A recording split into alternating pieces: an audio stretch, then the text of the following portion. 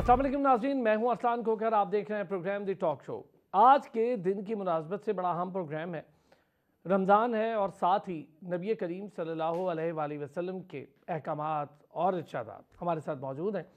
आज का दिन यौम तहफ़्फ़ुज़ नामूस रिसालत की मुनासबत से मनाया जा रहा है। पूरी दुनिया में तमाम वो लोग जो अल्लाह ताला को और अपने प्यारे नबी हज़रत मोहम्मद सल्लल्लाहु अलैहि वसल्लम की पैरवी करते हैं, उन्हें मानते हैं, उनको फॉलो करते हैं, उनके फुट स्टेप्स पर चलते हैं, तो तमाम लोग एक चीज़ पर यकजा हैं कि नबी करीम की हुर्मत पर कोई दूसरी बात नहीं हो सकती। आज के दिन की मुनासबत से अगर हम ये जानने की कोशिश करें कि ये दिन मनाने का मकसद क्यों पेश आया, क्या वजह है कि इस दिन को मनाया जा रहा है। पूरी दुनिया में मुसलमानों की तादाद अरबों में मौजूद है और दुनिया का एक बड़ा हिस्सा मुसलमानों की तादाद पर मुहित है। अगर इस हिस्से को देखा जाए तो उसके बावजूद इस्लामोफोबिया, अब ये एक नई टर्म फैल रही है पूरी दुनिया में। इस्लामोफोबिया क्यों फैल रही है, क्या वजह है? फिर कुछ ऐसे फितने जो इस्लाम की आड़ में और इस्लाम के चेहरे को मस्ख करने की कोशिश में लगे रहते हैं, जो कि नाकामी से दो चार हैं और हमेशा रहेंगे भी, उनके हवाले से भी, और फिर आने वाली नस्ल जो कि अब बड़ी हो रही है, जिसकी परवरिश हो रही है, उसके हवाले से भी, उसकी तालीमात क्या होनी चाहिए, उनको नबी करीम की नामूस के हवाले से क्या तालीमात पहुँचनी चाहिए। मेरा ख्याल है ये दिन का सबसे अहम मकसद ये होना चाहिए। फिर उसके बाद दौरे हाजिर या इस वक्त तमाम दुनिया में जो ज़रूरत है दुनिया को अमन के साथ साथ आगे बढ़ने की, उसमें नबी करीम सल्लल्लाहु अलैहि वसल्लम की तालीमात सबसे आगे हैं। अहादीस मुबारका हों या कुरान पाक की आयात, हमारे पास एक मुकम्मल मजमूआ मौजूद है और इससे दूरी के नुकसानात क्या हैं और इसके साथ जुड़े रहने के समर या फ़ायदे क्या हैं। जिस मौजू का मैं जिक्र कर रहा हूँ और ख़त्म नामूस रिसालत के हवाले से आज का दिन यौम तहफ़्फ़ुज़ ख़त्म नामूस रिसालत, ये बड़ा अहम मौजू, और इसी पर गुफ्तगू के लिए अल्लामा फ़िदा हुसैन मुताहरी साहब हमारे साथ मौजूद हैं। साथ ही साथ सैयद ज़ैग़म अली मुफ्ती साहब हमारे साथ मौजूद हैं। अल्लामा हैदर अलवी साहब भी हमारे साथ मौजूद हैं। तो आइए जी, प्रोग्राम का आगाज़ और इस अहम मौजू पर करते हैं गुफ्तगू। अल्लामा मुताहरी साहब, बड़ा अहम दिन है। कुछ लोगों का ख्याल है कि इसको मनाने का मकसद क्या है। दरअसल तमाम मुसलमान एक बात पे यकजा हैं, मसालिक से हटकर कोई भी मुसलमान हो, एक चीज़ पर तो उसका ईमान और एतक़ाद है कि नबी करीम सल्लल्लाहु अलैहि वसल्लम की हुर्मत, उस पर जान भी कुर्बान है। तो फिर इस दिन को मनाने का क्या मकसद?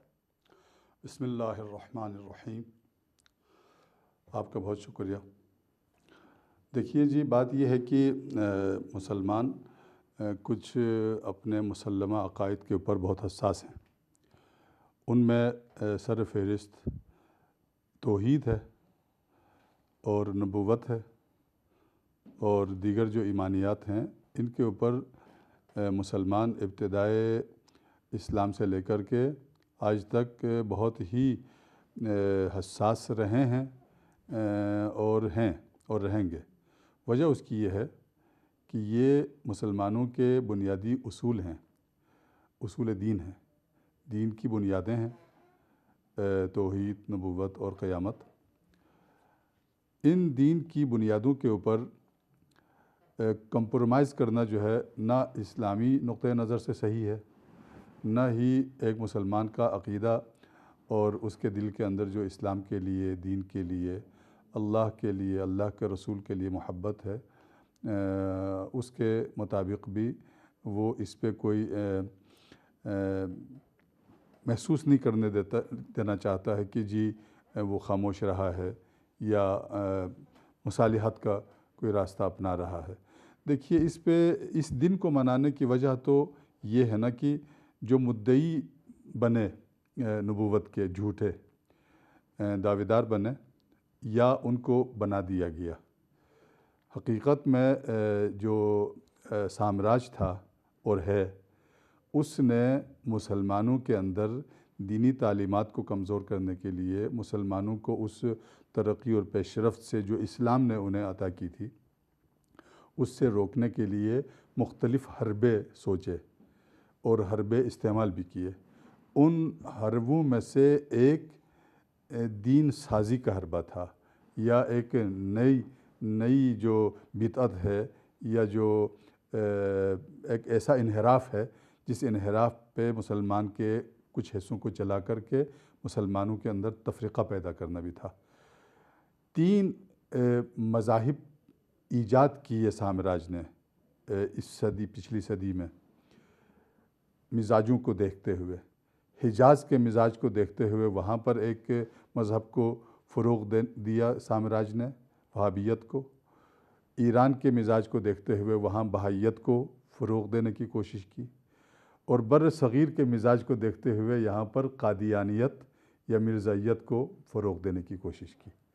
یہ 3 جو بڑی اہم بات ہے۔ جی، یہ 3 جو مذہب ہیں ان کو سامراج نے ایجاد کیا، اور اس کے نشر و اشاعت کے لیے پیسہ خرچ کیا اور مال لگایا، اور لالچی قسم کے لوگوں کو ساتھ ملا لیا۔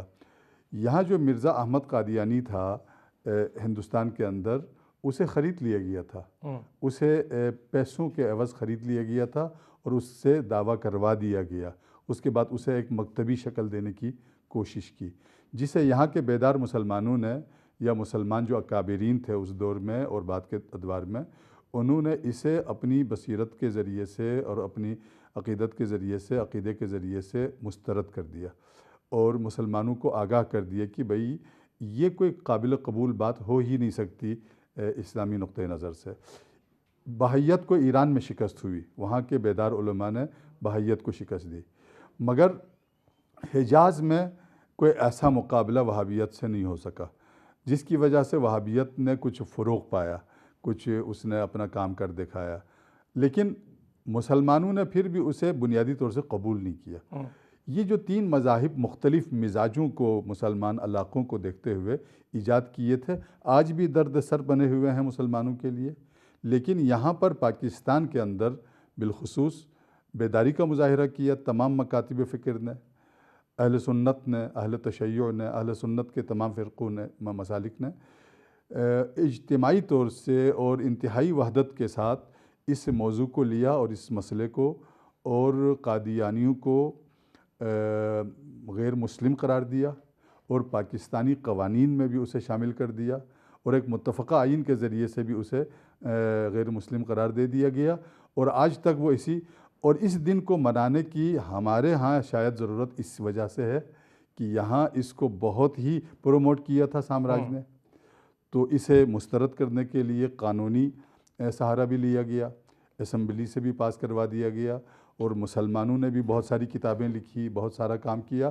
اور آج بھی ختم نبوت کے اوپر، تحفظ ناموز رسالت کے اوپر سارے مسلمان متفق ہیں، شیعہ سنی متفق ہے۔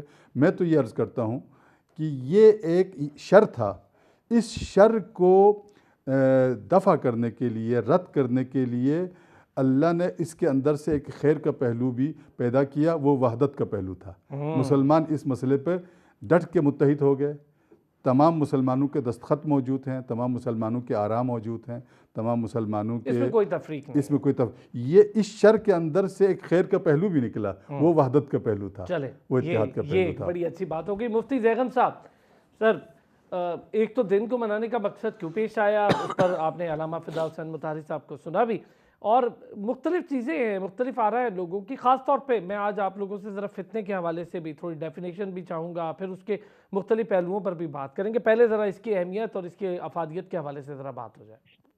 بسم اللہ الرحمن الرحیم، اللہم صلی علی محمد وعلی آل محمد وبارک وسلم۔ بہت شکریہ سب سے پہلے تو آپ کا اور آپ کی پوری ٹیم کا کہ اس جو اہم دن ہے اس کی مناسبت سے یہ پروگرام کا انعقاد کیا جا رہا ہے۔ یقیناً مسلمان کے لیے اسلام قبول کرنے کے بعد سب سے بنیادی جو چیز ہے وہ اللہ رب العالمین کے رسول صلی اللہ علیہ وسلم سے تعلق ہے، اور اسی سے متعلق قرآن کریم بار بار تقاضا فرماتا ہے کہ ایمان لانے کے بعد جو بنیادی چیز ہے وہ حضور سے تعلق ہے، آپ صلی اللہ علیہ وسلم سے محبت، آپ کی عظمت، اور مومن کا کل ایمان ہی آپ صلی اللہ علیہ وسلم کی ذات کا احاطہ کرتا ہے، اور آپ صلی اللہ علیہ وسلم کی ذات سے جڑا ہوا ہے۔ تو اس لیے جس طرح علامہ صاحب نے کلام کیا کہ ماضی میں بلکہ موجودہ دور میں اس سے بھی زیادہ مغرب کی طرف سے اپنے جو اس طرح کے معاملات ہیں وہ مسلسل پوری دنیا میں کی جانے کی کوشش کی جاتی ہے۔ کبھی قرآن کریم کی تحریف کا معاملہ ہو، یا قرآن کریم نظر آتش کرنے کا معاملہ ہو، یا ناموس رسالت مآب صلی اللہ علیہ وسلم پر مختلف طریقے سے، کبھی کارٹونز وغیرہ کے ذریعے، اور کبھی اپنے اس طرح کے پروردہ افراد کو کھڑا کیا جاتا ہے جن کے ذریعے آپ صلی اللہ علیہ وسلم کی ناموس پر ختم نبوت کے ذریعے حملہ کیا جاتا ہے یا دیگر اس طرح کے معاملات کے ذریعے، تو مغرب کا ایک پرانا یہ طریقہ ہے. وہ اقبال نے بھی اسی کی طرف اشارہ کیا تھا نا کہ یہ فاقہ کش جو موت سے ڈرتا نہیں، روح محمد اس کے بدن سے نکال لے. تو روح محمد جو ایک مومن کے دل میں، مومن کے وجود میں آپ صلی اللہ علیہ وسلم کی محبت ایک روح کی صورت میں موجود ہے، اس کو نکالنے کے لیے مسلسل ماضی میں بھی اور حال میں بھی یہ کوششیں کی جا رہی ہیں، اور مستقبل میں تو اس سے زیادہ جس طرح آج تیزی کے ساتھ یہ معاملات کیے جا رہے ہیں، یقیناً یہ سلسلہ رکنے والا نہیں ہے. تو امت مسلمہ کے لیے اس سے قبل بھی بیداری کا ثبوت دیا گیا. جب بھی آپ صلی اللہ علیہ وسلم کی عزت و ناموس کا معاملہ ہو، ختم نبوت پر پہرا دینے کا معاملہ ہو، تو پوری امت چاہے اندرونی اختلافات کیسے ہی کیوں نہ ہو، آپس کے معاملات کیسے ہی کیوں نہ ہو، لیکن یہ ایک ایسا نقطہ اتحاد ہے، نقطہ اتفاق ہے کہ اس پر کسی کو اختلاف نہیں ہے، اور اپنے ذاتی معاملات، اپنے ذاتی مفادات، اختلافات کو بھلا کر آپ صلی اللہ علیہ وسلم کی ناموس اور کا پہرا دینے کے لیے، تحفظ کرنے کے لیے ماضی میں بھی امت نے وحدت کا ثبوت دیا، اکابرین امت نے وحدت کا ثبوت دیا، اور اس دور میں بھی ضرورت اس امر کی ہے کہ جس طرح اکابرین نے فتنہ قادیانیت کو کچلنے کے لیے پوری امت یکجا تھی، اور یہ اتنا بڑا فتنہ تھا کہ ہزاروں کی تعداد میں مسلمانوں کو اپنی جانوں کا نذرانہ بھی پیش کرنا پڑا، 10,000 سے زیادہ قربانیاں ہوئی، لیکن پائے استقلال اور استقامت میں کوئی لغزش تک نہیں آتی ہے، اور اس میں کسی قسم کا آپ صلی اللہ علیہ وسلم کے ساتھ جو محبت کا ایک تعلق ہے اس میں کوئی تذبذب نہیں ہوتا، اور کوئی اس میں پاؤں متزلزل نہیں ہوتے. تو آج بھی اسی دور کا یہ سب سے بڑا تقاضا ہے کہ امت اپنے اندرونی معاملات کو بلا کر، اختلافات کو بلا کر آپ صلی اللہ علیہ وسلم کی محبت میں یکجا ہو جائے، اور استعمار کی جانب سے مسلسل یہ جو کوششیں کی جا رہی ہیں. بدقسمتی ہماری یہ ہے کہ ہر دور میں ہماری صفوں میں ایسے افراد بآسانی مل جاتے ہیں کہ جو ان کے اشاروں پر ناچنے والے ہوں، اور ان کی لکھی لکھائی جو کتابیں ہیں وہ پڑھنے والے ہوں، اور ان کی بولی بولنے والے ہوں، وہ جیسا چاہیں ہمارے افراد تیار ہو جاتے ہیں. لیکن ہمارا ایمان کا تقاضا کیا ہے کہ ایسے نازک دور میں بھی کیا ہم اندرونی معاملات میں، اندرونی اختلافات میں الجھے رہتے ہیں، یا پھر ناموس رسالت مآب صلی اللہ علیہ وسلم کا تحفظ کرنے کے لیے پوری امت ایک یکجا ہوتی ہے. اور آپ صلی اللہ علیہ وسلم کی ناموس کا تحفظ یعنی پورے دین کا تحفظ ہے کہ حضور کی ناموس پر حملہ کر کے وہ دین کا تمسخر اڑانا، دین کو کمزور کرنا، دین کو بالکل یعنی تباہ و برباد کرنے کے مترادف ہے. کہ اگر امت اس معاملے میں سنجیدہ نہ ہو، اس معاملے میں اگر اتحاد و اتفاق کا مظاہرہ نہ کیا جائے، تو پھر ہمارے پاس کچھ نہیں بچتا. اس لیے محمد کی محبت دین حق کی شرط اول ہے. اگر ہو اس میں کچھ خامی تو سب کچھ نامکمل ہے. تو آپ صلی اللہ علیہ وسلم کی محبت میں یہ اس دور کا سب سے بڑا تقاضا ہے، اور جنہوں نے بھی اس عالمی طور پر دین کو بنانے کے لیے کوشش کی، ہم اگر ان کو بھول جائیں، باوجود اس کے کہ اختلافات ہوں گے، ہمارے بھی اختلافات ہیں، لیکن جن افراد نے عالمی سطح پر اسلاموفوبیا کے خلاف دن منانے کے لیے جو کوششیں کی، اللہ رب العالمین دنیا میں بھی اس کی برکت عطا فرمائے، اور جو بھی ان کی کوششیں تھی حقیقی جو ثمرات ہیں اللہ رب العالمین انہیں عطا فرمائے. اور بحیثیت مسلمان ہم سب کو اس طور اس سلسلے میں ناموس رسالت کے تحفظ یا ختم نبوت کے تحفظ کے لیے ہماری جو حیثیت ہے، ہم ایک عام آدمی کی حیثیت سے ہیں، ایک رہنما کی حیثیت سے ہیں، ایک بڑے سیاسی یا مذہبی قائد کی حیثیت سے ہیں. ہماری جو حیثیت ہے وہ اس بات کا تقاضا کرتی ہے کہ ہم اپنا کردار ادا کریں، ورنہ اللہ کی بارگاہ میں اور اللہ کے رسول کی بارگاہ میں ہمارے پاس کوئی عذر نہیں ہوگا. صحابہ کرام کا طرز عمل، اہل بیت اطہار کا طرز عمل پوری امت کے لیے ایک سبق قرار دیا گیا. ان کا معیار، ان کا ایمان معیار ہدایت قرار دیا گیا. اور ان کا معاملہ کیا ہے کہ صحابہ کرام اہل بیت اطہار آپ صلی اللہ علیہ وسلم کے دراز گوش کے بارے میں بھی کوئی بوسیدہ اور کوئی کمزور بات سننے کے لیے تیار نہیں رہتے. تو ہمارا معاملہ کیا ہونا چاہیے، اور حضور سے، حضور کی ناموس کا دفاع، تحفظ وہ کس طور پر کرنا چاہیے، یہ ہمیں سوچنا ہے. اور امت کو وحدت کا ثبوت دینا ہوگا، اور یکجا ہوں گے تو یقیناً جو بھی اس طرح کے فتنے ہیں اس کا مقابلہ کرنے کے لیے آسانی ہوگی. علامہ حیدر علوی صاحب. علامہ صاحب بہت شکریہ، آپ نے وقت نکالا. علامہ صاحب، ایک تو دن کو منانے کا مقصد، دونوں مذہبی اسکالرز ہمارے ساتھ موجود ہیں، آپ بھی موجود ہیں، تو دونوں کا آپ نے علامہ فداء حسین مطہری صاحب کو بھی سنا اور مفتی زیغم صاحب کو بھی سنا.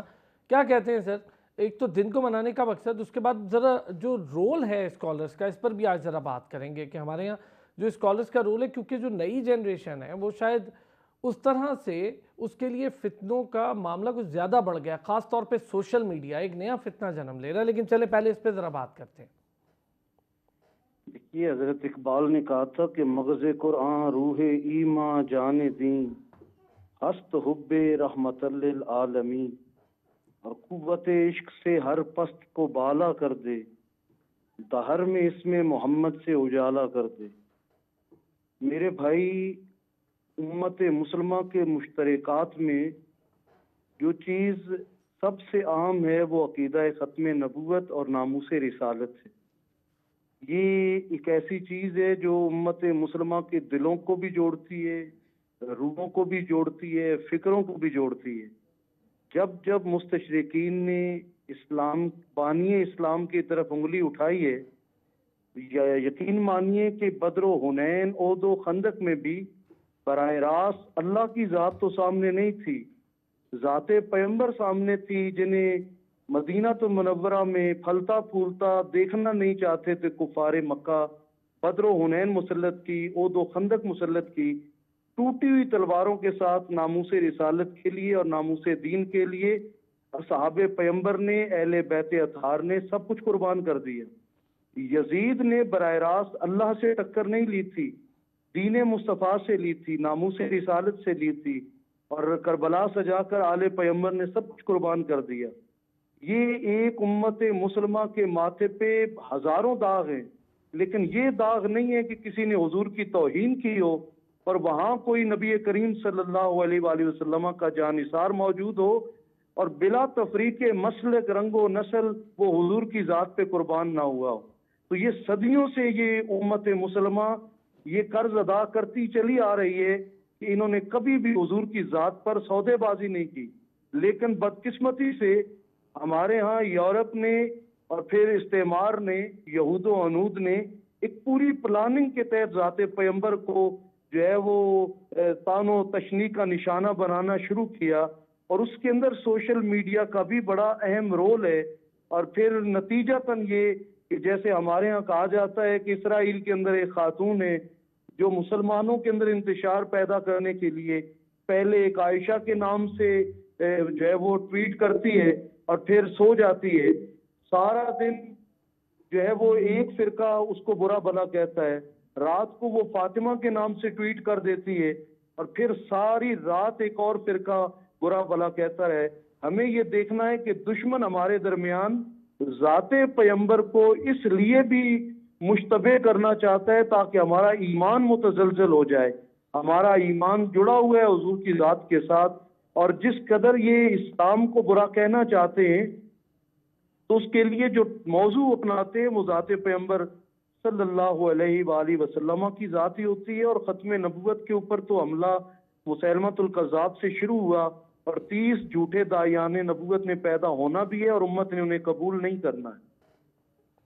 اچھا علامہ فدر صاحب، اب ہم ذرا فتنے پر، چونکہ یہ سارا جو معاملہ ہے اور اس دن کو منانے کا مقصد ہے وہ ہے فتنے کا خاتمہ، اور فتنے کے حوالے سے ایک صحیح آگاہی جو ہماری نئی نسل ہے اس تک پہنچنی چاہیے، کیونکہ اب نئی نسل میں ایک نئی چیز پنپ رہی ہے اور وہ ہے شاید اسلام سے دوری کی. بہت بہت بڑی تعداد میں یہ معاملہ ہو رہا ہے، اور اس میں اسکالرز کا کردار بڑا اہم ہے، چونکہ مذہبی اسکالرز چاہے وہ کسی بھی مسلک سے تعلق رکھتے ہو. اس ایک چیز پہ آپ نے جیسے خود بھی فرمایا، تینوں حضرات فرما رہے ہیں کہ اس پر تو ہم سب ایک ساتھ ہیں.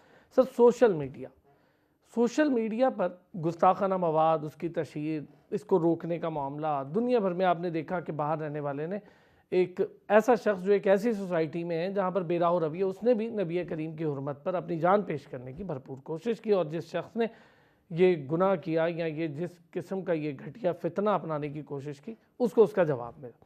تو سوشل میڈیا، اس کا استعمال ہماری نئی نسل کیسے دیکھ رہے ہیں ان چیزوں کو؟ بڑا مشکل ہوتا جا رہا ہے. جی، اسلامی تعلیمات کو نشانہ بنانے کا جو عمل ہے وہ بہت پرانا ہے، یہ آج کا کام نہیں ہے، لیکن سوشل میڈیا نے اسے کچھ سب کے سامنے لانے کے لیے کردار ادا کیا. اب جہاں جو کچھ ہو رہا ہے اسے سامنے لایا جاتا ہے اور سب دیکھتے ہیں کہ کیا ہو رہا ہے. جہاں تک آپ نے فرمایا کہ یہ ایک فتنہ بن کے ابھر رہا ہے تو بات صحیح ہے. اب اس میں کردار جو ہے والدین کا بھی ہے کہ نئی نسل کو سوشل میڈیا کے مثبت چیزوں سے استفادہ کرنے کے لیے آمادہ کرے اور اس کی منفی چیزوں سے پرہیز کرنے کے لیے اسے چھوڑنے کے لیے. دوسری بات یہ ہے کہ جو معلمین ہیں، اساتذہ ہیں، اسکالرز ہیں، لکھاری ہیں، ان کی بھی ذمہ داری ہے. علماء دین کی بہت بڑی ذمہ داری ہے. میں یہ عرض کرتا ہوں یہاں پر کہ جو ہماری نئی نسل ہے، نوجوان نسل ہے، اسے چاہیے کہ اس کو فتنہ بنانے کی بجائے اسے ہتھیار بنا دیں.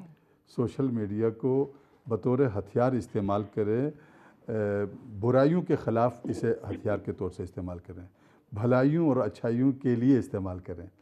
سوشل میڈیا کو اسی طرح دیکھیں جس طرح ہم ایک چھری کو دیکھ سکتے ہیں. چھری کو اگر سبزی کاٹنے کے لیے، گوشت کاٹنے کے لیے، اچھے کاموں کے لیے استعمال کیا جائے تو چھری کا فائدہ بہت زیادہ ہے. لیکن خدا نخواستہ اسی چھری کو ایک انسان کو قتل کرنے کے لیے، کسی کو نقصان پہنچانے کے لیے، کسی کو زخم پہنچانے کے لیے استعمال کریں. چھری بہت بری چیز ہے. بالکل سوشل میڈیا اسی طرح سے ہے. اگر آپ اسے اسلام کی تعلیمات کی نشر و اشاعت کے لیے استعمال کرتے ہیں تو کیا ہی خوب ہے. اس کو ہتھیار کے طور سے استعمال کریں. سوشل میڈیا کو فرصت میں تبدیل کریں، اسے ایک موقع بنا دیں، اسے ایک فرصت بنا دیں، اسے ایک میدان بنا دیں، اسے ایک میدان جہاد بنا دیں.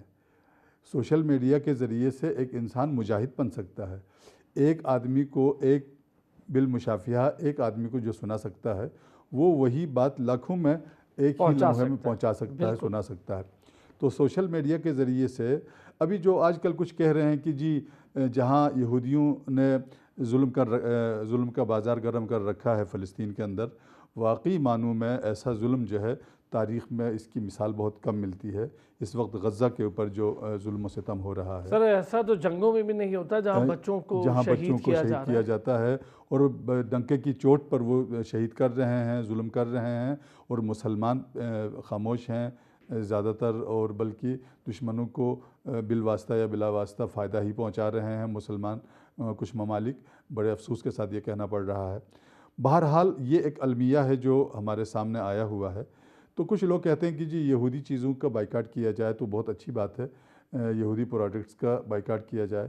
کچھ لوگوں کو تھوڑا شبہ پیدا کیا جا رہا ہے کہ جی وہ تو سوشل میڈیا کی جتنے جو ذرائع ہیں وہ بھی تو یہودیوں کے ہیں، جیسے فیس بک ہے، جیسے ٹویٹر ہے، جیسے دیگر باقیوں کی بات کی جاتی ہے. تو میں اس کے جواب میں یہ عرض کرنا چاہتا ہوں آپ کے توسط سے کہ حضور آپ عقل سے کام لیں، آپ سمجھداری سے کام لیں. جن چیزوں کا بائیکاٹ کر کے ان کو نقصان پہنچانا ہے ان کا بائیکاٹ کر لیں.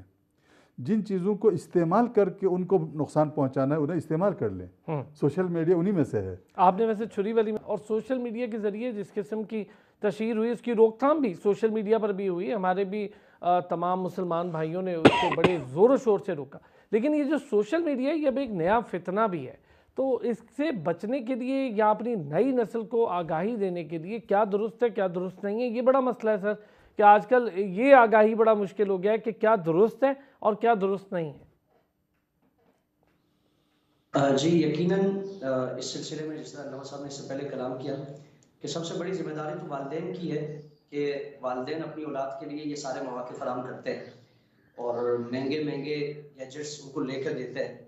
تو تھوڑی سی اگر زحمت یہ گوارا کر لے کہ بچے کی زندگی میں جو اس کی موبائل سے جڑی ہوئی زندگی ہے اس میں اگر جھانک کر دیکھے کہ بچہ کہاں کہاں گھوم رہا ہے، کس سے دین حاصل کر رہا ہے اور اس کی گیدرنگ کس سے ہے، اس کا تعلق اٹھنا بیٹھنا کس سے ہے، یعنی اخلاقی طور پر، اعتقادی طور پر، مذہبی طور پر وہ کس کے ہاتھوں میں کھلونا بنا ہوا ہے. وہ اس کے نزدیک وہی اخلاق ہے، وہی عادات و اطوار ہے، وہی مذہب ہے جو اس نے سوشل میڈیا کے ذریعے لینا ہے اور جہالت کا ایک بازار سرگرم ہے. اور اس سلسلے میں والدین چونکہ خود کوئی کوشش نہیں کرتے، پڑھے لکھے نہیں ہوتے، یا پھر یعنی اپنی ذمہ داری یہی تصور کرتے ہیں کہ بس آسائشیں فراہم کر دی اور سہولیات دے دی ہیں، اس سے آگے کا ہمارا تعلق نہیں ہے. آج یعنی ہم اگر دیکھیں نا کہ 14-15 سال کا بچہ بھی ہے تو اس کے ہاتھ میں پوری دنیا وہ تھما دی. جس طرح چھری کی مثال دی نا کہ وہ بچے کے ہاتھ میں، اتنے چھوٹے بچے کے ہاتھ میں تو ہم چھری یا اس طرح کی کوئی چیز بھی آزادانہ طور پر نہیں پکڑاتے. کہ ہم اس سے بالکل بے فکر و لا تعلق ہو کے بیٹھ جائیں. لیکن کہ موبائل اس کی فون جو دے دیتے ہیں.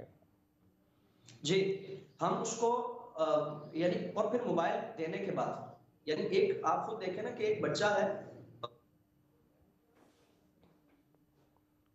جی اچھا چلیں مفتی صاحب سے ذرا رابطہ کرتے ہیں, یہ امپورٹنٹ بات ہے. حیدر علوی صاحب, سر یہ جو معاملہ ہے اس وقت سوشل میڈیا, بے راہ و روی, اور پھر ہماری نئی نسل اس کے لیے, اچھا مفتی صاحب آ گئے. جی مفتی صاحب پہلے اپنی بات کمپلیٹ کیجیے گا, پھر میں حیدر علوی صاحب پہ جاتا ہوں. والدین یہ جانتے ہیں کہ بچہ جو موبائل استعمال کر رہا ہے اس میں اگر 5-6 اپلیکیشنز ہیں سوشل میڈیا سے متعلق, ہر ایک میں لاک لگا ہوا ہے, فیس بک پہ لاک لگا ہوا ہے, واٹس ایپ پہ لاک لگا ہوا ہے. یعنی ایسی کون سی اس نے سیکرٹ کوئی چیزیں رکھی ہوئی ہیں, ایسے کون سے اس کے راز ہیں, اور 15 سال کے بچے کے کیا راز ہے جو وہ فاش ہونا پسند نہیں کر رہا, وہ والدین کے سامنے ظاہر ہونا پسند نہیں کر رہا, بڑے بہن بھائیوں کے سامنے ظاہر ہونا پسند نہیں کر رہا, اور پھر اس کے لیے کوئی ٹائمنگ وغیرہ نہیں رکھی ہوئی ہم نے.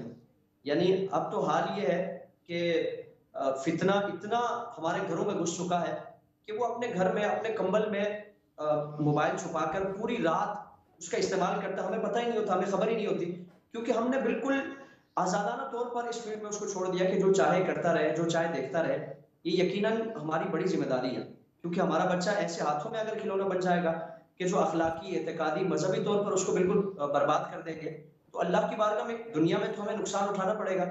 دنیا میں یقیناً ایسی اولاد کو عزت و افتخار کا باعث نہیں ہوتی, اللہ کی بارگاہ میں بڑا معاوضہ ہے. حضور نے فرمایا نا کہ تم میں سے ہر ایک رائی ہے, ہر ایک نگہبان ہے, اور ہر ایک سے اس کی رعایا کے بارے میں سوال کیا جائے. اور قرآن کریم نے فرمایا کہ قوا انفسکم واہلیکم نارا, خود بھی دوزخ کی آگ سے بچو, اپنے گھر والوں کو بھی دوزخ کی آگ سے بچاؤ. تو یقیناً اللہ کی بارگاہ میں مواخذہ ہونا ہے. تو اس لیے بحیثیت والدین ہماری یہ ذمہ داری ہے کہ ہم اپنی اولاد کے معاملات پر غور کریں. اگر اس کو آسائشیں فراہم کرتے ہیں تو ان آسائشوں کا صحیح استعمال, اس کی تربیت تو دیں. صحیح کیا ہے, غلط کیا ہے, اچھا کیا ہے, برا کیا ہے, ان ساری چیزوں سے متعلق میں اپنا ایک مثال, ایک واقعہ بیان کروں آپ کو کہ ایک معروف چینل ہے, ہم پروگرام کر کے واپس آئے تو 3-4 دن کے بعد مجھے کسی نے کال کر کے بتایا کہ حضرت وہ جو کلپس آپ کے لگے ہیں تو اس میں جو تھمب نیل لگا ہے اس میں خفیہ طور پر ایک ایسی علامت ہے کہ جو قادیانیوں کو سپورٹ کرنے والی, ان کا جو مذہبی ایک علامت ہے, وہ مینار جو اکثر ان کی تصاویر میں آتا ہے. تو اب جان پڑتال ہوئی تو پتہ چلا کہ وہ جو ویڈیوز پر اپلوڈ کرنے کی جن کی ذمہ داری ہوتی ہے, تو انہوں نے ایک بنایا تھمبنیل اٹھایا اور اس کو لگا دیا. یعنی جو اس فیلڈ میں انتہائی ماہر ہے وہ بھی ان چال بازیوں سے واقف نہیں ہو پاتے کہ یہ کس کا پھیلایا ہوا فتنہ ہے جس کو ہم دین سمجھ کر اس سے رہنمائی لے رہے ہیں یا اس کو اپنے عقیدے میں ہم شامل کر رہے ہیں. یہ اچھے خاصے پڑھے لکھے لوگوں کا یاد. تو اگر ہم نے اپنی اولاد کو ویسے ہی چھوڑ دیا کہ ٹھیک ہے وہ اس کے ہاتھ میں موبائل ہے, ہر چیز وہ پتہ کر لے گا اور صحیح غلط کی اس کو تمیز آ جائے گی, آہستہ آہستہ سیکھ جائے گا, تو پھر خدا نخواستہ وہ ہمارے ہاتھوں سے نکل اصل مسئلہ یہ ہے علامہ حیدر صاحب کہ دین سے دوری ایک ٹرینڈ کی طور پر چل تو رہا ہے, لیکن والدین کی ذمہ داری بہت زیادہ ہے. اس میں سب سے زیادہ ذمہ داری والدین کی ہے. اور ہم جو لفظ یوز کرتے ہیں تعلیم و تربیت, یہ دونوں کو ایک ساتھ استعمال, تعلیم آپ نے ڈگری دے دی, تربیت نہ کی, کیا فائدہ؟ کیا کہیں گے علامہ صاحب؟ یقیناً سوشل میڈیا ایک اویئرنیس اور ایجوکیشن کا بہترین ذریعہ ہے اگر اس کا مثبت استعمال کیا جائے. دنیا گلوبل ولیج بن گئی ہے اور معلومات کے ذرائع بہت تیزی سے ڈیولپ ہوئے ہیں اور اس قدر بڑھ گئے ہیں کہ اب ہمارے ہاں کوئی بندہ بھی کسی بھی معلومات تک رسائی بڑی آسانی سے حاصل کر سکتا ہے. اسی وجہ سے شاید جب ہمارے ہاں عقیدہ ختم نبوت کے اوپر بحث جاری تھی اور قانون سازی ہو رہی تھی تو قادیانیوں کو یہ کہا گیا کہ نہ تو آپ اسلامی شاعر استعمال کر سکتے ہیں, نہ آپ اپنی عبادت گاہ کا نام مسلمانوں کی طرح مسجد رکھ سکتے ہیں, نہ آپ مینار استعمال کرتے. چونکہ آپ ایک الگ سے اپنی فکر رکھتے ہیں تو آپ اس کو مکس نہیں کر سکتے اسلام کے ساتھ. ہماری پرابلم یہ ہوئی کہ ایک ماں آج مصروف ہوتی ہے کچن میں تو وہ 2-3 سال کے بچے کو بھی موبائل دے دیتے ہیں کہ گیمیں کھیلیں. اب ان گیم کو کھیلنے کے دوران جو اس میں ایڈ چل رہے ہوتے ہیں وہ تو یقیناً اتنے معیوب ہوتے ہیں کہ ایک معصوم بچہ جب انہیں دیکھ رہا ہے تو اس کی لاشعور میں جو چیزیں آغاز سے ہی پنپ رہی ہیں. سیدہ کائنات بی بی زہرا سلام اللہ علیہ نے فرمایا کہ اپنی بچیوں کو چھوٹی عمر سے حیا سکھاؤ. آج ہمارے ہاں ایک وقت ایسا گزرا کہ ہماری بچی گڑیا لینے جاتی تھی تو وہ مانگتی تھی دوپٹہ ساتھ دو. آج ہماری 10 سال کی بچی کے لیے جو سوٹ تیار ہو کر مارکیٹ میں آ رہا ہے وہ بھی بنا دوپٹے کے آ رہا ہے. تو مطلب یہ ہے کہ ہم ایک ایسی نیشن ڈیولپ کرتے چلے جا رہے ہیں کہ جس کے پاس تربیت نام کی کوئی چیز نہیں ہے. ہاں معلومات ضرور ہوں گی لیکن تعلیم ہوگی، علم ہوگا، لیکن تربیت سے آ رہی ہے. جبکہ ہمارا دین تو کہتا ہے الدین کلہ ادب، دین سارے کا سارا ادب ہے. جس کے پاس جتنا زیادہ احترام ہے، ادب ہے. اب والدین نے بھی اپنا ادب کھو لیا جب انہوں نے اپنے بچوں کے لیے ٹائم دینا کم کر دیا. بچوں نے بھی دیکھا ماں باپ ہمیں ٹائم نہیں دے پا رہے تو وہ بھی نہیں دے رہے. مولا آسان حل ہے حسین نا، کا بچوں کو فرمان ہے کہ خاموشی کے پاک لیے وہ موبائل نہیں ہے. پکڑا دیں. علامہ صاحب بچوں کو موبائل پکڑا دیں، بچے خاموش ہو جائیں گے، رونے پر زیادہ سر وقت کی کمی اور مجھے سوال تھوڑے زیادہ ہوں گے. فدر صاحب، سر علامہ صاحب یہ بتائیں کہ اسلاموفوبیا اور جس طرح آپ دیکھ رہے ہیں مغرب اور یورپ تمام جگہ پر، کینیڈا میں، دور دراز کے علاقوں میں، سرد علاقوں میں بھی اب اسلام تیزی سے پھیل رہا ہے، اس کے ساتھ ہی اسلاموفوبیا سر اٹھا رہا ہے. ایک ایسے موقع پر رول آف اسکالر کیا ہونا چاہیے؟ دیکھیے جی، اسلاموفوبیا کا جو شوشہ چھوڑا گیا ہے یہ اسلام سے دنیا کے جو عوام ہے یا لوگ ہیں وہ اسلام سے نہیں ڈرتے ہیں. اسلام ایک ایسا دین ہے کہ جس سے کوئی بھی خوفزدہ نہیں ہو سکتا. یہ دین فطرت سے کوئی بھی خوفزدہ نہیں ہوتا اور یہ سیدھے جا کے دلوں میں جگہ بنا لیتا ہے. اسلام کا کوئی بھی پیغام ہو، قرآن کی کوئی بھی آیت ہو، پیغمبر اکرم صلی اللہ علیہ وآلہ وسلم کی کوئی بھی حدیث ہو، آپ کی سیرت طیبہ کا، اسوہ حسنہ کا کوئی بھی گوشہ ہو، اگر صحیح معنوں میں بیان کیا جائے تو وہ جا کے ایک صحیح الذہن اور صحیح الفکر انسان کے دل پہ لگ جاتی ہے بات اور اس کے دل میں جگہ بنا لیتی ہے. اصل میں سرمایہ دار، دنیا کو لوٹ کر کھانے والے اور دنیا کو اپنے چنگل میں لینے والے اور اپنی گرفت میں رکھنے والی جو طاقتیں ہیں وہ اسلام کے اس نظام عدل اور نظام انصاف اور نظام معیشت سے ڈرتے ہیں. دنیا کی عوام اسلام کو پسند کرتی ہے. دنیا کے غیر مسلم کو اگر صحیح معنوں میں ہم اسلام پہنچا سکیں تو وہ فوری طور سے قبول کرنے کے لیے تیار ہوتے ہیں. اس لیے وہ طاقتیں، آپ نے جو سوال کیا ہے بہت اہم سوال ہے کہ اس میں اسکالرز کا، علماء کا کیا کردار ہے اور ہونا چاہیے. ہمیں اسلاموفوبیا کے جو شوشے سے ہمیں خوفزدہ نہیں ہونا چاہیے، اس لیے کہ یہ تو سرمایہ دارانہ جو طاقتیں ہیں، سرمایہ دارانہ نظام کے جو رکھوالے ہیں، ان لوگوں کی طرف سے ایجاد کردہ ایک انتہائی کھوکھلا نعرہ ہے جس کی کوئی حقیقت نہیں ہے. اس لیے وہ کوشش کرتے رہتے ہیں کہ مسلمانوں کے اندر سے کچھ مکروہ چہرے بنا دیے جائیں اور دکھا دیے جائیں اور لوگوں کو فوٹو دکھا کے، ان کی حرکتیں دکھا کر یہ بتا سکیں، جیسے داعش خود انہوں نے ایجاد کی اور اس کی حرکتیں دکھا کر کے لوگوں کو اسلام سے ڈرانے کی کوشش کی. فلاں کو خود ایجاد کیا اور خود ہی افریقہ کے اندر جو ہے وہ کچھ تنظیمیں وہاں کے حساب سے بنائی. ایشیا کے اندر، افغانستان کے اندر، پاکستان کے اندر کچھ ایسی تکفیری تنظیمیں بنائی. ان تنظیموں نے جو کرتوت دکھائے، انہی جو شکل پیش کرنے کی کوشش کی گئی، ایک مکروہ شکل پیش کرنے کی کوشش کی اور دنیا والوں کو، مغرب والوں کو، اور مغرب کے اندر حقیقت میں نواز صاحب، مغرب کے اندر بے مقصدیت ایسی پھیل چکی ہے کہ کوئی جوان زندہ رہنا نہیں چاہتا. وہ کہتے ہیں کہ کس لیے میں زندہ رہوں. خودکشی کا رجحان بہت زیادہ خودکشی کا رجحان آ گیا. کیوں آیا؟ اس لیے کہ مقصد سے ہٹا دیا. مقصد خدا تھا، منزل خدا کی تک انسان اس منزل پہ جانا چاہتا ہے. فطرت میں چاہتا ہے کہ وہ خدا کو طلب کرے، خدا تک پہنچائیں، کمال تک پہنچائیں، سعادت تک پہنچائیں. جب اس راستے کو آپ نے بند کر دیا، اس راستے کو کاٹ دیا، لوگوں کو بے مقصدیت میں ڈال دیا، لوگوں کو مادہ پرست بنا دیا، مادیت کے اندر اس کو غلطاں کر دیا، اس کو ایسے دلدل میں پھنسا دیا، تو وہ کوئی راستہ تو اپنے لیے تلاش کرتا ہے. کوئی راستہ تو اپنے لیے ڈھونڈ لیتا ہے کہ مجھے کوئی راستہ مل جائے کہ میں پرواز کرنا چاہتا ہوں، میں یہی تو اونچا ہونا موقع ہے چاہتا جہاں ہوں۔ پر اسکالرز یا پھر جو اب سکالرز کا یہاں پر شدید ترین فریضہ بنتا ہے کہ وہ اسلام کے صحیح چہرے کو پیش کریں، اسلام کی صحیح تعلیمات کو پیش کریں۔ اس لیے امام رضا علیہ السلام کو میں ایک ارشاد آپ کی خدمت میں عرض کرنا چاہتا ہوں کہ آپ نے فرمایا کہ لو ان الناس لو علموا محاسن کلامنا لاتبعونا، اگر ہمارے کلام کی صحیح خوبیوں کو لوگ جان لیں، حسن کو جان لیں، اس کی صحیح معنی مفاہیم کو جان لیں، تو لاتبعونا، وہ ہمارے پیروکار بن جائیں گے۔ اصل میں پیش کرنے کا جو سلیقہ تھا وہ ہم میں کم رہا ہے، ہم نے اسلام کو اس طرح پیش نہیں کیا یا ہم نہیں کر سکے، ہمارا قصور رہا، جس کی وجہ سے منفی لوگوں نے آ کر کے اسلام کے دوسرے چہرے کو، ایک نقلی چہرے کو دکھانے کی کوشش کی۔ اچھا یہ آپ نے بڑی اچھی بات کہی کہ یہاں پر اسکالرز کا رول رہا، کہیں پر کمی رہی اور ظاہر اس کی وجہ رہی تو وہیں پر جگہ دوسرے فتنوں نے بھی لے لی۔ بڑے اہم موضوع پر گفتگو چل رہی ہے، ایک چھوٹا سا بریک لیتے ہیں۔ Welcome back. اچھا مفتی صاحب، جو دور ہے اس کے نئے تقاضے ہیں، لوگوں کے نئے سوالات ہیں، اس نئی جنریشن کے نئے سوالات ہیں۔ آپ نہیں سمجھتے کہ اب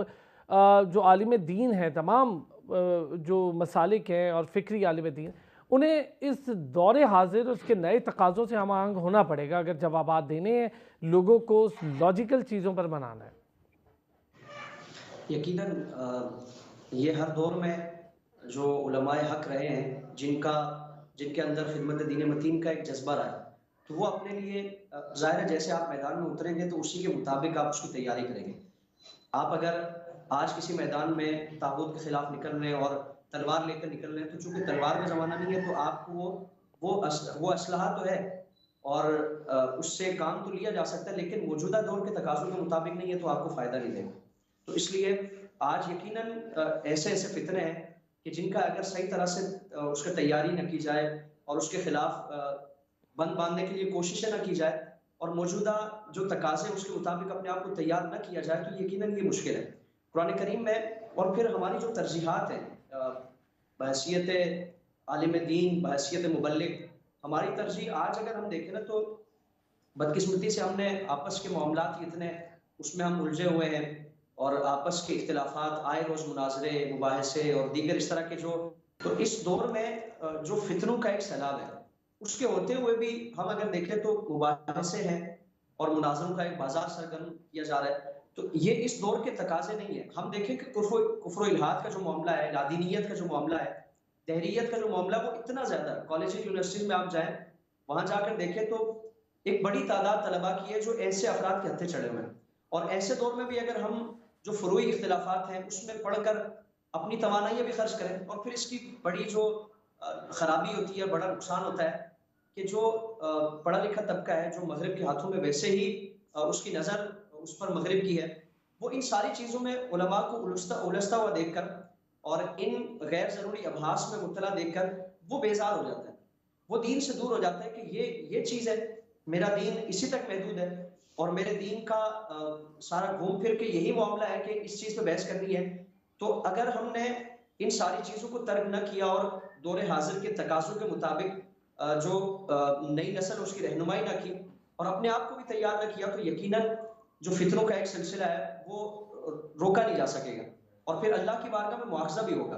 اور پھر وہ امام علی مقام کا فرمان ہے نا کہ ظلم کے خلاف یا طاغوت کے خلاف، باطل کے خلاف جتنی دیر سے اٹھیں گے تو اتنی بڑی قربانی دینی پڑے گی۔ تو آج اگر ہم اپنی اصلاح کر لیں اور ان فتنوں کے لیے تیار کر لیں اور فروعی جو اختلافات ہیں ان کو چھوڑ کر مشترکات پہ ہم نکلیں، جس طرح قرآن کریم تو اتنا ہمیں وسیع ذہن دیتا ہے کہ اگر کسی معاشرے میں تم بس رہے اور اہل کتاب بھی وہاں موجود ہیں تو تمہیں ان کے ساتھ بھی مشترکات میں چلنے میں کوئی پیچھے نہیں ہٹنا چاہیے، تمہیں اجازت ہے کہ مشترکات میں تم ان کے ساتھ بھی چلو۔ حیدر علی صاحب، سر ماڈرن ڈے ٹیکنیکس ہر چیز کے لیے ہم آہنگ ہونا یہ بہت ضروری ہے، اور اب جس طرح سے نئی نسل جو کہ بیراو روی کا بہت زیادہ شکار ہے، اور شاید سوشل میڈیا، دنیا بھر کے ساتھ گلوبلائزیشن ایک عمل اور دنیا بھر کے طرز کو اپنانا، یہ ایک عجیب سا وتیرہ بن گیا کہ مغرب جیسے رہتا ہے وہیں آپ مشرق میں بھی رہ سکتے ہیں، حالانکہ یہ نہیں ہو سکتا۔ اس کے باوجود اب علماء کرام اور ان کی ذمہ داری کیا ہے؟ देखिए, कुरान हकीम ने जो हमें वाज़ेह हुक्म दिया था वो तो था कि उदू इला सबील रब्बिक बिल हिकमत वल मौइज़तिल हसना, कि बुलाओ अपने रब के रास्ते की तरफ खूबसूरत लबो लहजे के साथ, दानाई के साथ, हिकमत के साथ। लेकिन इस वक्त हमारे यहाँ 90% जो लबो लहजे हैं वो इतने तुंद और तेज हैं कि नहीं लगता कि हाँ मुसलमान से गुफ्तगू कर रहा है। सबसे पहले तो हमें ये देखना होगा कि अपनी सफ़ों में इत्तेहाद, वातसिमू बिहब्लिल्लाहि जमीअन वला तफर्रकू। जब तक हम अपने अंदर की तफरकाबाजियों को मिटाकर उम्मत वाहिदा नहीं बनते और इन्नमल मोमिनूना इख्वा की तस्वीर नहीं बनते, हम आलम कुफ्र का मुकाबला नहीं कर सकते।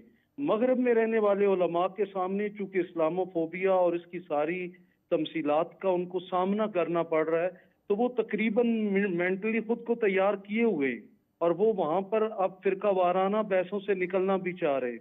लेकिन जहाँ मशरक की बात आती है तो हमारे यहाँ बदकिस्मती ये है कि हमारी निसाब तालीम हो तो उसमें फिरका वारियत है, हमारे यहाँ सोशल मीडिया हो, इलेक्ट्रॉनिक मीडिया हो तो वहाँ पर आग बरसाई जाती है, हमारे यहाँ मिंबर और मेहराब हो तो वहाँ पर आप देख ले छपने वाली, प्रिंट होने वाली किताबों में देखें तो इबादत का मौजू खाल खाल कहीं नजर आता है। सर तो इन ये कि सारी सबसे चीज़ों को पहले अपनी मुरतब सफ़ों करने में वाले भी, इन सारी चीज़ों पर बैठने वाले तमाम मजहबी स्कॉलर्स ही कह लें, चाहे वो किसी भी मसलक से ताल्लुक़ रखते हो, तो ये सबकी यही तो जिम्मेदारी है, यही तो एक मुश्किल चैलेंज है। नहीं, हमने आज तक वो तरतीब दिया ही नहीं है। बदकिस्मती से लॉर्ड मैकाले अभी तक हमारी जड़ों में बैठा हुआ है और हम कोशिश भी नहीं कर रहे कि हम अच्छाई की तरफ बढ़ें। लेकिन जिस तरह आज आपने इस टॉपिक को लिया है, अगर इस तरह कोशिश की जाए तो मैं ये समझता हूँ कि यही सोशल मीडिया जो हमें बीमारी लगती है, जैसे किबला अल्लामा साहब फरमा रहे थे, मुतारी साहब, कि यही चीज़ हमारी बीमारी का इलाज भी बन सकती है। कभी कभी जहर तरियाक का काम भी करता है। उन्होंने देखें आज यूरोप के अंदर जो अंडर 18 है वो सारी साइट नहीं इस्तेमाल कर सकते हैं, वहाँ जी हाँ। उन साइट को ओपन करने से पहले वहाँ पर पे करना पड़ता है। लेकिन हमारी सारी साइट ओपन होती हैं क्योंकि उन्होंने हमारी कौम के और जो हमारे यंग जनरेशन है उसका ज़हन गदला करना है। इसमें वालिदैन हो, असातिज़ा किराम हो, उन्हें तालीम के साथ तरबियत के पहलू को इसलिए भी लेकर चलना होगा कि सैयदा कायनात ने जो फैमिली हमें दी उम्मत मुसलमा को, वो सैयदा ज़ैनब कुबरा हो या हसनैन करीमैन हो, तो उनको सिर्फ मालूमात नहीं दी, इल्म नहीं दिया, हालांकि वो बाबुल इल्म के घर में पैदा हुए, साथ में उनकी तरबियत भी फरमाई। आज हम भी अगर बतौर आलिम दीन, बतौर टीचर, बतौर वालिदैन ये फैसला कर लें कि हमने अगली नस्ल तवाना देनी है, अगली नस्ल तरबियत याफ्ता देनी है, तो मैं ये समझता हूँ कि कितने भी साजिशें कर लें आलम कुफ्र या जो हमारे यहाँ वेस्ट है, इंशाल्लाह इस्लाम की फितरत में अल्लाह ने लचक रख दी, उतना ही ये उभरेगा जितना के दबाओगे। यकीनन इस्लाम का नजरिया जो है वो जिंदगी बख्श नजरिया है, इस्लाम सलामती का मजहब है, हुजूर रहमतुल्लिल आलमीन है, लेकिन हमारे रवैयों की तलखियां, इस्लाम का नजरिया जिंदगी बख्श नजरिया। बहुत अच्छा हैदर अलवी साहब, बहुत अच्छे। अल्लामा साहब शॉर्ट से कमेंट इस पे, ये जितने चैलेंजेस हैं इसका कोई एक हल बताएं।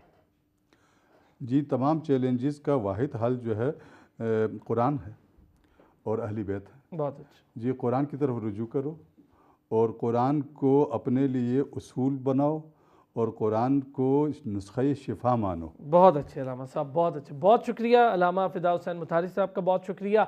मुफ्ती सैयद ज़ैग़म अली साहब हमारे साथ मौजूद थे, बहुत शुक्रिया आपका। अल्लामा हैदर अलवी साहब का भी बहुत शुक्रिया। अब तक के लिए इतना ही, फिर होती है आपसे मुलाकात, अपना ख्याल रखिए।